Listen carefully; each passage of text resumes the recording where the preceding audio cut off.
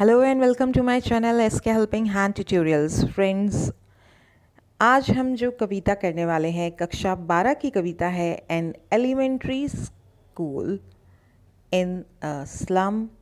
तो हम इसके प्रश्न उत्तर करेंगे और प्रश्न उत्तर आपको इस तरीके से कराए जाएंगे कि आप 7 या 8 प्रश्न याद करके किसी भी प्रश्न को हल कैसे कर सकते हैं यह भी समझाया जाएगा। So don't miss the video. Channel को सब्सक्राइब नहीं किया तो डू सब्सक्राइब। चलिए चलते हैं पोएम की तरफ।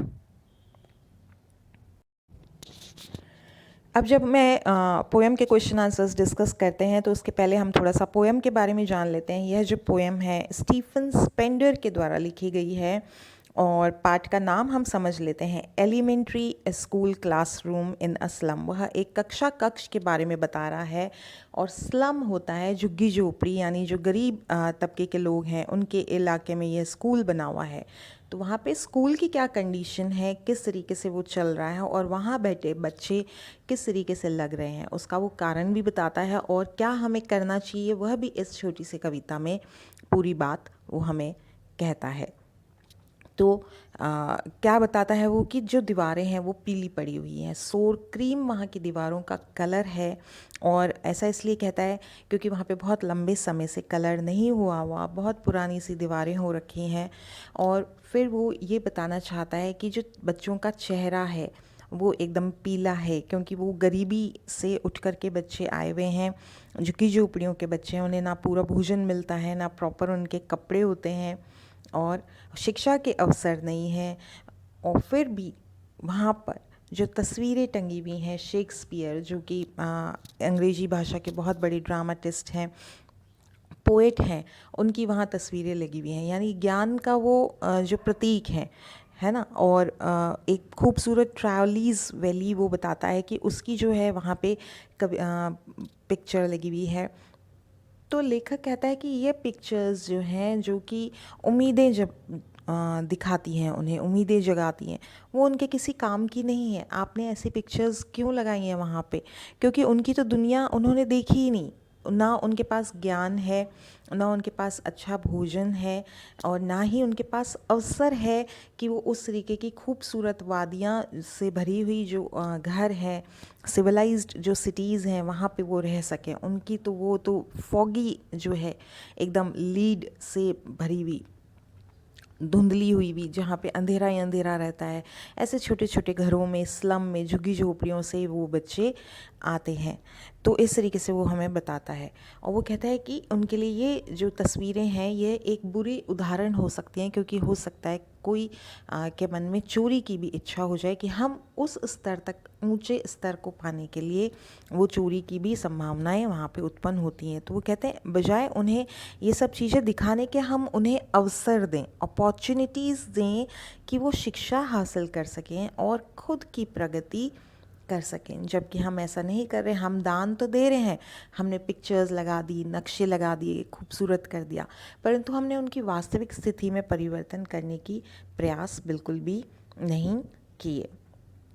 तो वही वो चाहता है कि हम उन्हें उन झुग्गी झोपड़ियों से निकालें। गंदे जो एरिया हैं, अनहेल्दी एरिया हैं, अनहाइजीनिक, अनहेल्दी, ये कुछ तरीके के शब्द हैं तो वो आपको याद करने पड़ेंगे। तो कुछ शब्द मैं आपको बताती हूँ। अनहेल्दी अस्वास्थ्यकर, अनहाइजीनिक जो कि बिल्कुल सफाई से रहित है, सफाई से रहित है। फिर आपको पॉवर्टी शब्द याद रखना है जो कि गरीबी, ठीक है। इल फेड यानी कि कुपोषित है, इल फेड या मेल न्यूट्रिशियस, मेल न्यूट्रिशियस कुपोषित। आप इल फेड, ILLFED, ये कुछ शब्द आप लोग याद रखेंगे। चलिए प्रश्न उत्तर देखते हैं। इन प्रश्नों की सहायता से आप लगभग किसी भी प्रश्न का उत्तर दे सकते हैं। Who is the poet of the poem an elementary school classroom in a slum? तो जो लेखक हैं वो स्टीफन स्पेंडर हैं इस कविता के। दूसरा प्रश्न देखेंगे। What was the colour of the walls? Why has the poet used this expression? कवि ने यह एक्सप्रेशन क्यों प्रयोग किया है? The colour of the walls is so cream, sour cream यानी कि जैसे मलाई के ऊपर पीला, हल्का पीला सा कलर आ जाता है, तो क्रीम ऑफ वाइट जो कलर है वो पहले ही ऑफ वाइट है और फिर वो हल्का हल्का पीला पड़ने लग गया जैसा मलाई के ऊपर हो जाता है। मीन्स डल येलो, डल येलो यानी कि फीका पीला सा गंदा सा कलर। अब वो आपको पूछता है वाई, वाई का मतलब होता है क्यों, उसने ये एक्सप्रेशन क्यों प्रयोग किया। The poet has used this expression to tell the pathetic condition of the walls. Pathetic condition का मतलब दयनीय स्थिति जो है दीवारों की, उनके स्कूल की, वो बताने के लिए। दे, अब कैसी कंडीशन है आपसे, अब देखिए यहाँ पे किस तरीके से और प्रश्न बनते हैं वो भी बताऊंगी।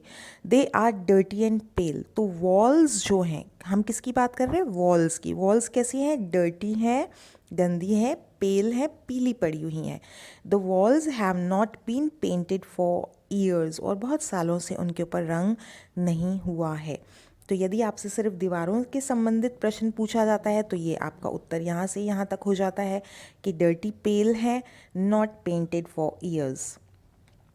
This also symbolise that the future of the kids is dull and gloomy. अब आपका बड़ा प्रश्न आता है, यदि वो आपसे पूछता है कि वो जो दीवारें हैं वो किसका सिंबल है, ठीक है, सिंबल माने कि प्रतीक किसका है, तो वो किसका प्रतीक है, future of the kid is dull and gloomy. जो बच्चों का भविष्य है वो भी डल और ग्लूमी है, निराशा से भरा हुआ है। डल एंड ग्लूमी, निराशा से भरा हुआ, उदासी से भरा हुआ।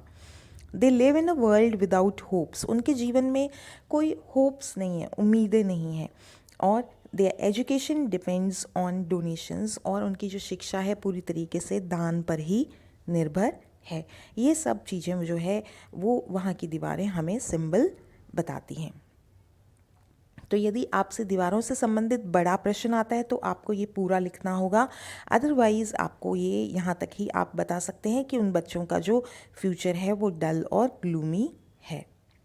नेक्स्ट देखेंगे, why does the poet think that Shakespeare and the map are bad. वो क्यों कहता है कि शेक्सपियर है, नक्शा जो वहाँ पे लगाया गया है वो बैड एग्जाम्पल्स हैं, अच्छे एग्जाम्पल नहीं है उन बच्चों के लिए, ऐसा क्यों कहता है।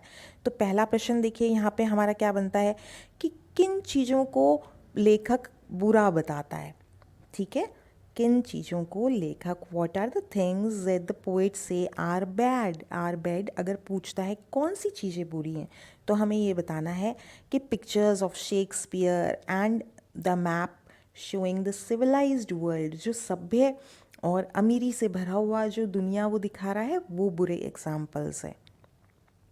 अब यहाँ पे पूछा है वाई, WHY, वाई का मतलब होता है क्यों, तो क्यों पूछा है उसने, अब हम इसका कारण जानेंगे।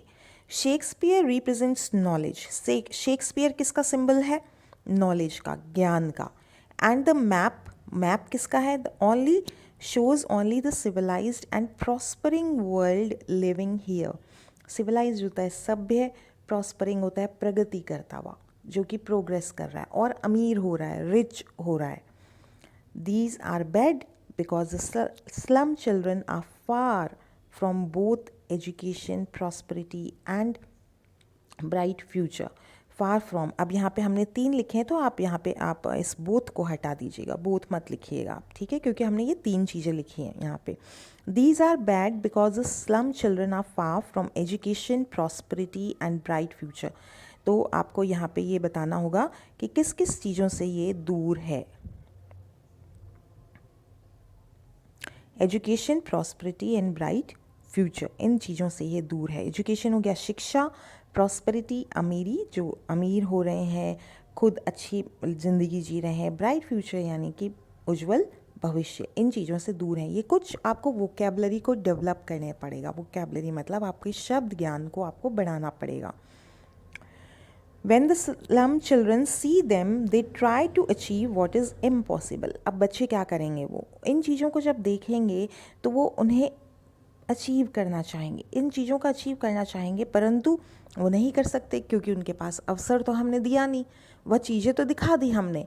एक बच्चे को हम खिलौने की दुकान पे तो ले गए लेकिन हमने उसको खिलौना दिलाया नहीं, तो वो क्या करेगा, उसको किसी भी तरीके से पाने का गलत प्रयास भी कर सकता है। तो वही वो कहता है, इसलिए कि ये बुरे एग्जाम्पल हैं। They try to get more through wrong methods, वो गलत तरीकों का प्रयोग कर सकते हैं। They feel tempted to steal, और वो चुरा भी सकते हैं। एंड डू बैड थिंग्स, बुरे काम भी कर सकते हैं, सिर्फ चुराना नहीं और भी बहुत सारे बुरा काम कर सकते हैं, लूट पाट वगैरह।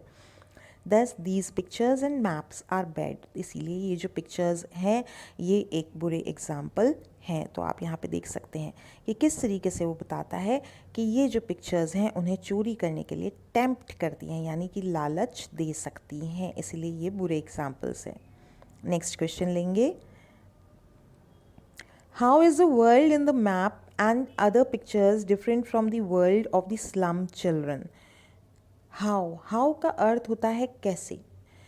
देखिए ये जो वीडियो है ये ग्रामीण क्षेत्र के बच्चों के लिए विशेष है, इसलिए हर प्रत्येक शब्द जो कठिन लगता है वो नहीं समझ पाते, उनका मीनिंग इस वीडियो में बताया जाता है। हाउ मतलब होता है कैसे, आपको कैसे का उत्तर देना है। How is the world, world मतलब दुनिया, इन the map and other pictures, जो दूसरी पिक्चर्स वहाँ पे लगी हुई हैं, different from the world of the slum children. Different का अर्थ होता है भिन्न, अलग। तो जो स्लम एरिया के झुग्गी झोपड़ी के बच्चों की दुनिया है उससे वो पिक्चर्स जो कक्षा में लगी हुई हैं वो कैसे अलग हैं। तो पहले तो हमें ये बताना है कि पिक्चर्स लगी हुई कौन सी हैं। The pictures and the map on the walls show nature's beauty, क्या क्या वो प्रदर्शित करती हैं। देखो नेचर्स की beauty, valley full of flowers, यहाँ पे ट्रैवलिस वैली है, नाम याद रखिएगा आप। Ships that symbolise prosperity, sun symbolising knowledge and hopes. तो आपको जो जो चीज़ें वहाँ बताई गई हैं वो ध्यान रखिएगा कि कौन सी चीज़ें बताई गई हैं। But these carry no meaning to the children of the slum, लेकिन इनका कोई अर्थ नहीं है उन बच्चों के लिए।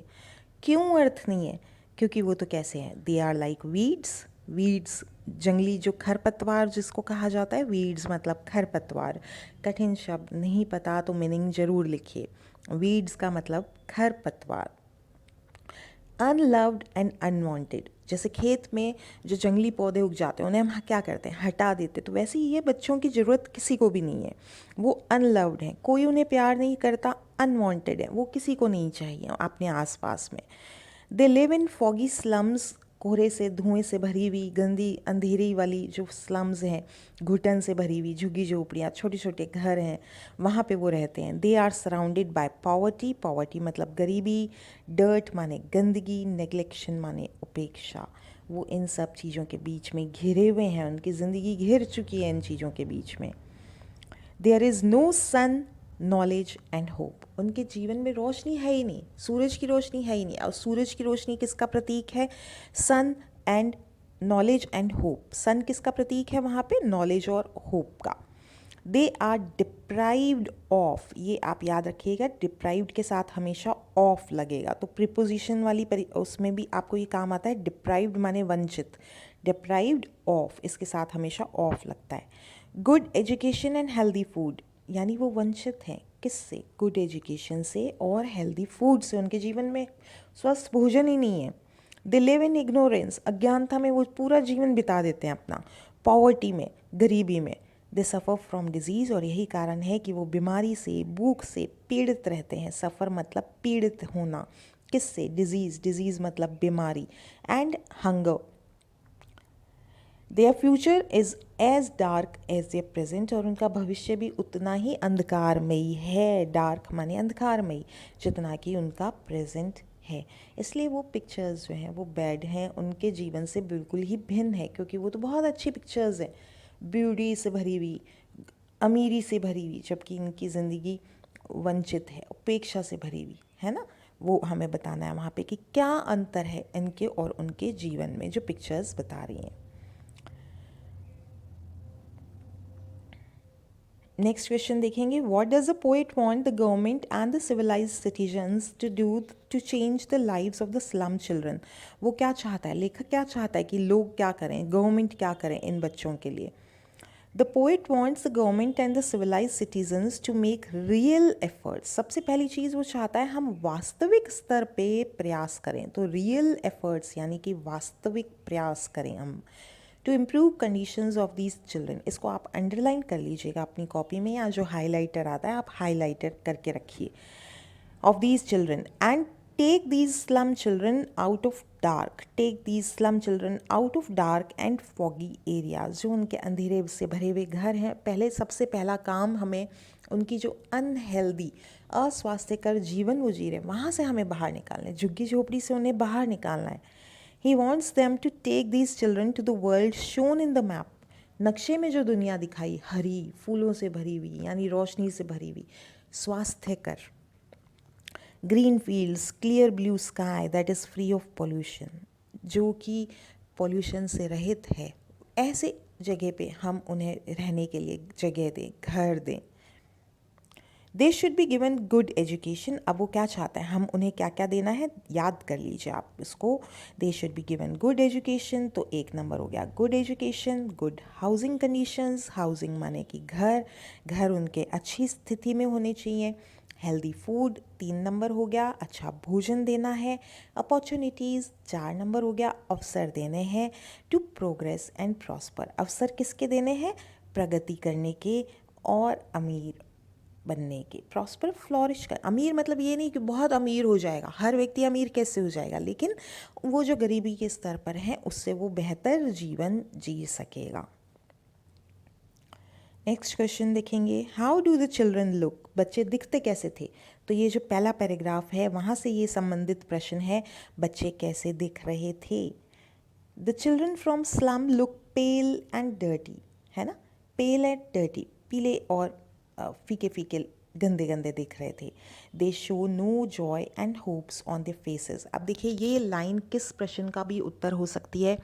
फार far from gusty waves, waves लहरें जो हैं उत्साह का प्रतीक हैं, वेव्स जो हैं जॉय और होप का प्रतीक है, ये बात ध्यान रखिएगा। जो आपके पास प्रश्न अगर आता है कि वेव्स, पहली लाइन आ जाती है यदि इस कविता की, फार फार फ्रॉम गस्टी वेव्स, तो वेव्स किसका सिंबल है, तो वहाँ पे लिखना है वेव्स किसका प्रतीक है, जॉय एंड होप्स। ठीक है, वेव्स किसका प्रतीक है, जॉयस और होप्स का। तो वो कहता है फार, फार का मतलब होता है दूर, तो बच्चों के चेहरे पर कोई जॉय होप्स नहीं है। आगे बताते हैं, देयर हेयर इज़ अनकॉम्ड एंड अनऑयल्ड, उनके चेहरों पर जो बाल हैं, जो बाल हैं उनके वो अनकॉम्ड है, बने हुए नहीं हैं, तेल नहीं लगा हुआ, रूखे सूखे से बाल हो रखे हैं। दे लुक लाइक वीड्स, जो बच्चे हैं वो खुद वीड्स की तरह दिखते हैं, खरपतवार की तरह दिखते हैं। वीड्स से संबंधित अगर कोई प्रश्न आता है, उसको वीड्स क्यों कहा है, देखिए यहाँ पे 2-3 आपके छोटे प्रश्न बन रहे हैं। एक तो वेव्स वाला, ये वेव्स किसका प्रतीक है, जॉयज़ एंड होप्स। आप कॉपी में नोट्स बना के भी रख सकते हैं अपने पास, वेव्स किसका प्रतीक है, जॉयज़ और होप्स का। और वीड्स क्यों कहा है, वीड्स क्यों कहा है बच्चों को, why has the poet called them weeds, weeds क्यों कहा, because they are malnourished, their bones peep from the skin, और क्या है, they are unwanted and unloved, जो आपके ऊपर के प्रश्न में आ चुका है। ये आप देख सकते हैं यहाँ पे वीड्स क्यों कहा गया है, क्योंकि ये बच्चे जो हैं अनवांटेड हैं, अनलव्ड हैं। ठीक है, देखिए ये लाइन जो है ये इसका उत्तर है कि वीड्स क्यों कहा गया है इसको, they are like weeds, unloved and unwanted, इसीलिए उन्हें जो है वीड्स कहा गया है। तो इस बात का आप ध्यान रखिएगा।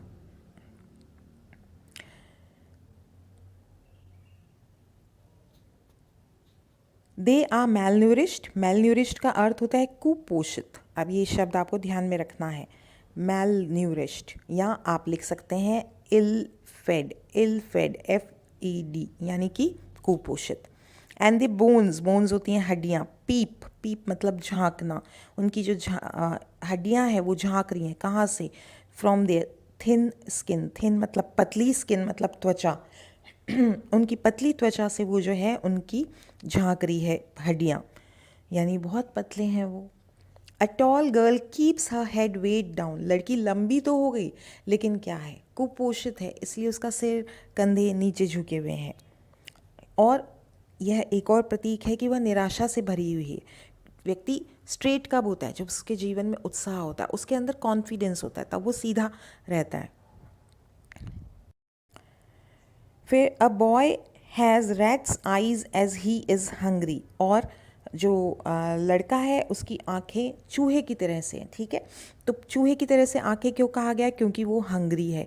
अब देखिए यहाँ पे कई बार प्रश्न बनता है रैट्स आइज़ बॉय से क्या मतलब है, क्योंकि वो बहुत ही थिन है, आपको रखना है थिन है, हंग्री है, भूखा है, और इल फेड है, यानी कि उसको पूरी तरीके से भोजन नहीं मिला, इसीलिए वो रेड्स आइज़ की तरह से है।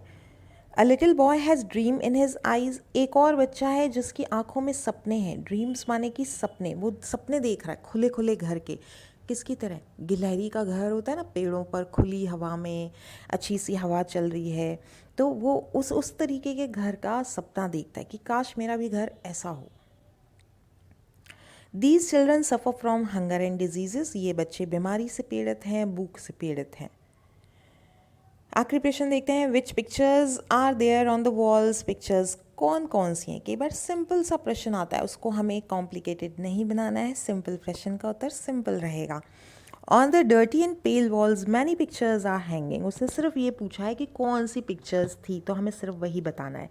There is a picture of Shakespeare, a scene of cloudless dawn, सुबह सुबह का समय जब क्लाउडलेस यानी बादल रहित ट्रायोलिस वैली, जो आपको ये नाम याद रखना है, ट्रायोलिस वैली, फुल ऑफ फ्लावर्स से भरी हुई, चर्च बेल्ड, आपको ध्यान है, बेल्ड, तो वो बेल्ड माने वहाँ पे चर्च हैं, तो वो बेल वगैरह बजता है, ब्यूटीफुल है वो। A map showing domes, S लगाइए, ठीक है। सिविलाइ हाँ ओके ओके ओके, यहाँ पे ये डोम्ड ही रहेगा। A map showing domed civilised and prosper countries, और नक्शा जो कि उन्हें एक बहुत ही अमीर दुनिया दिखा रहा होता है, और ये सब उनकी दुनिया से बहुत ही दूर है। परंतु ये सब हमें नहीं लिखना, सिर्फ यही लिखना है कि उससे कौन सी पिक्चर्स थी, क्योंकि हमसे प्रश्न इतना ही पूछा गया है। तो पिक्चर्स आप ध्यान में रखिएगा, Shakespeare, cloudless dawn, Tyrolese valley full of flowers, map showing domed civilised and prosper countries, ये जो 5 मुख्य पिक्चर्स हैं, ये आपको नाम याद रखना होगा। पोइट का नाम हमेशा याद रखा कीजिए, जो कठिन शब्द हैं वो किसके सिंबल हैं वो भी याद रखा कीजिए, ठीक है। यहाँ पे एक दो आपके जो है फिगर ऑफ स्पीच यूज़ हुए हैं, तो जहाँ पे जैसे वो बोलता है लाइक वीड्स, तो वहाँ पे वो सिमिली हो जाता है, ठीक है। ये बात आप ध्यान में रखिएगा। लाइक या एज का शब्द का प्रयोग हो रहा है और आपसे पूछा जाता है फिगर ऑफ स्पीच कौन सा है, तो यदि लाइक या एज का प्रयोग है वहाँ पे, तो वो सिमिली होता है, सिमिली, और नहीं तो फिर वो मेटाफर आप उसको प्रयोग कर सकते हैं वहाँ पे। उम्मीद है इस वीडियो की सहायता से आप लगभग किसी भी प्रश्न का उत्तर आप दे सकते हैं। ये 7 प्रश्न बहुत इंपॉर्टेंट हैं, आप इन्हें ज़रूर याद कीजिएगा, अपने दोस्तों के साथ शेयर कीजिएगा, चैनल पे कमेंट ज़रूर किया कीजिए, they mean a lot for me. Thank you.